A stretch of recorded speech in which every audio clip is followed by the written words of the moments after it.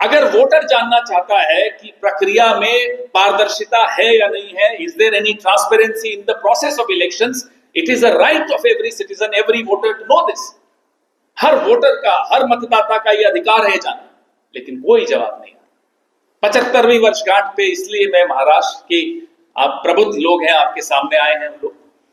हमारे कुछ साथी आज मुंबई में भी प्रेस वार्ता किए, नाना भाऊ नहीं आ पाए यहां। अब ये जानना जरूरी है कि लोकसभा चुनाव के मुकाबले विधानसभा चुनाव में महायुति का वोट 72 लाख बढ़ जाता है। महायुति को इस विधानसभा में लोकसभा चुनाव की तुलना में 72 लाख वोट अधिक मिलते हैं। समझ में नहीं आता क्या? ऐसा लगता है कि महाराष्ट्र के लोग मोदी जी को तो नहीं पसंद कर रहे थे, इसलिए 48 में से 30 सीटें उन्होंने विपक्ष को दे दी। और वही महाराष्ट्र के लोग जब मोदी जी नहीं है चुनाव में, वो तो नहीं मुख्यमंत्री बनने वाले थे, तब उनकी पार्टी को इतने ज्यादा वोट दे देते हैं। कैसे संभव है? या तो मोदी जी मान लें कि अब उनकी जो पॉपुलैरिटी है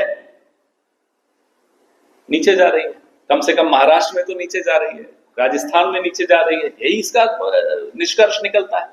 this is the only logical conclusion if the elections and the election process is transparent, तब तो ये बात निकलती है।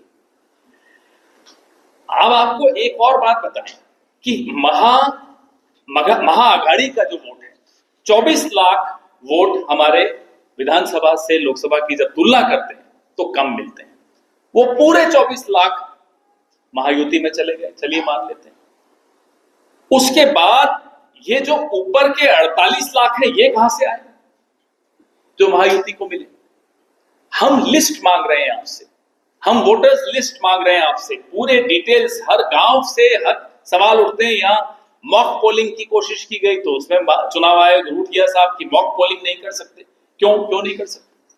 तो हम चाहते हैं कि आप हमें हर बूथ और हर विधानसभा का आंकड़ा पारदर्शी तरीके से इस पत्रकारों के सामने रखें, देश के वोटर्स के सामने रखें, प्रदेश के वोटर्स के सामने रखें। क्या इसमें गलत है? ये तो वैसे ही सार्वजनिक होना चाहिए। कोई ऐसी बात तो हमने नहीं मांग ली साहब जिसमें कोई सीक्रेट हो, ऑफिशियल सीक्रेट हो, ये तो नहीं मांग रहे हम आपसे। जब तक चुनाव आयोग इन सवालों का जवाब नहीं देता, माफ कीजिएगा, चुनाव आयोग की विश्वसनीयता मोदी जी के भाषणों से भी अब कम हो गई। दोनों की विश्वसनीयता खत्म है, लेकिन चुनाव आयोग और मोदी जी में आपस में अब कंपटीशन है कि किसकी विश्वसनीयता कितनी ज्यादा गिरेगी, और दोनों की विश्वसनीयता गिरती चली जा रही है। लोकतंत्र की विश्वसनीयता गिरती चली जा रही है। किसी एक वोटर के भी दिमाग में अगर शक है प्रक्रिया को लेकर, तो उस शक को दूर करने का जो फर्ज है, जो कर्तव्य है, ड्यूटी है, वो चुनाव आयोग की है, वो सरकार की है। The onus lies with the election commission of India. अब गेंद और बल्ला दोनों चुनाव आयोग के हाथ में है, उनके पाले में है। हम जन्मदिन तो उनका मना रहे हैं, लेकिन क्या चुनाव आयोग जिंदा भी है इस देश में? हम ये जानना चाहते हैं। कहीं ऐसा तो नहीं कि हम उनका जन्मदिन जो है मरणोपरांत मना रहे हैं? जिंदा है तो जिंदा होने का सबूत दीजिए, हमारे सवालों का जवाब दीजिए। जो आंकड़े हमने मांगे हैं वो आंकड़े सबके सामने रखिए, फिर हम मानेंगे कि हाँ आप जिंदा हैं, फिर हम आप कहेंगे हैप्पी बर्थडे टू यू। आपके सवाल। सर, दिल्ली चुनाव है,